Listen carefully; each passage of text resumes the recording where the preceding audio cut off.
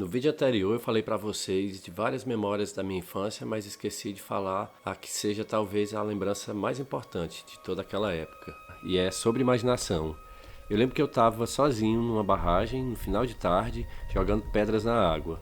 E aí, como eu já gostava de ver filmes na TV, e na minha cabeça a TV, né, e os filmes, eles conseguiam guardar a vida através daquelas imagens, quando eu fiz um movimento com o braço para jogar pedra, eu fiquei me perguntando para onde iria aquele momento que eu estava vivendo e para onde iriam todos os momentos da vida de todas as pessoas durante todo o tempo, né? Eu digo, isso vai para onde?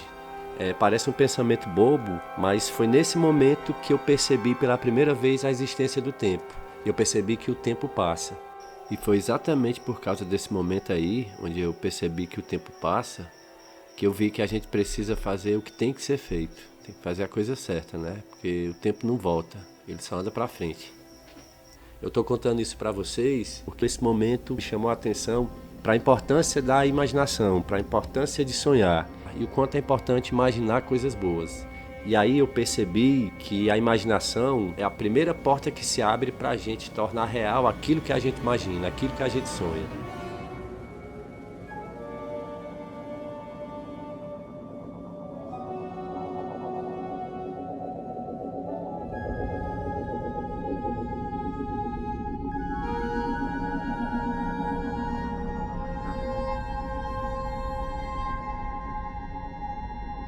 Eu estou falando isso para vocês porque era a época que eu fazia o ensino fundamental e eu já estava chegando no oitavo ano, não existia nono ano na época, e a gente não tinha perspectiva de continuar os estudos, porque não existia escola de ensino médio pública em Tianguá. A única escola que existia era o Regina Shelley, e era uma escola cara, e outros jovens de Tianguá, assim como eu, estavam terminando o oitavo ano e iriam ter que parar os estudos porque não tinham condições de pagar a escola particular. Mas aí eu não me dava conta de que outra pessoa com imaginação e tão sonhadora quanto eu já vinha trabalhando para implantar uma escola pública de ensino médio em Tianguá, que é a professora Nilene Portela, que encabeçou toda essa luta para construir e implantar a escola Tancredo Nunes de Menezes, onde eu fiz o ensino médio, como eu falei para vocês no vídeo anterior. A escola era só o prédio, as paredes sem reboco, não tinha móveis, não tinha livros, não tinha carteira. Os professores trabalharam 2 anos voluntariamente, mas se não fosse a imaginação da professora Nilene Portela e de outras pessoas que colaboraram, eu teria parado os estudos.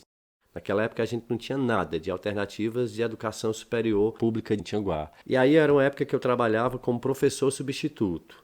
Como eu já estava na área, surgiram os cursos em regime especial da UVA, que eram pagos.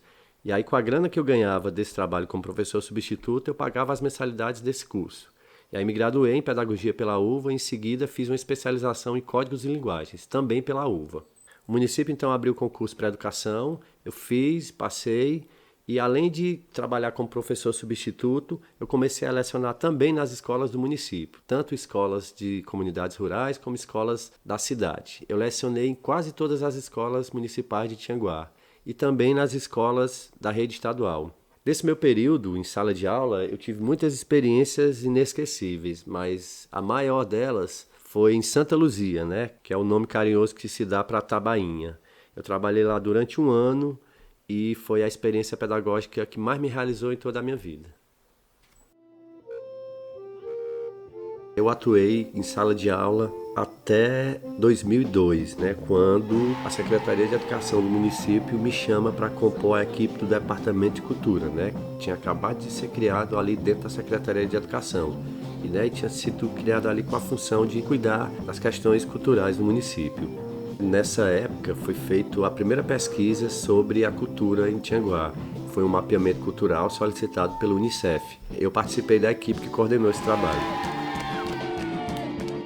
E a partir daí, né, eu comecei a me engajar com mais intensidade, junto com outros trabalhadores e trabalhadoras da cultura, na construção da política pública de cultura daqui de Tianguá, né, que culmina em 2012 com a criação da Secretaria da Cultura. Nesse período eu fui membro ativo do Fórum de Turismo e Cultura da Ibiapaba, né, que era um colegiado importante para o desenvolvimento, né, cultural e turístico aqui da região. Foi também desse período que eu cursei pós-graduação em Cultura, Memória e Patrimônio, né, pelas faculdades INTA, e me formei técnico em gestão cultural pelo Sebrae e técnico em produção audiovisual pelo Instituto Dragão do Mar de Arte e Cultura, junto com o CETEC.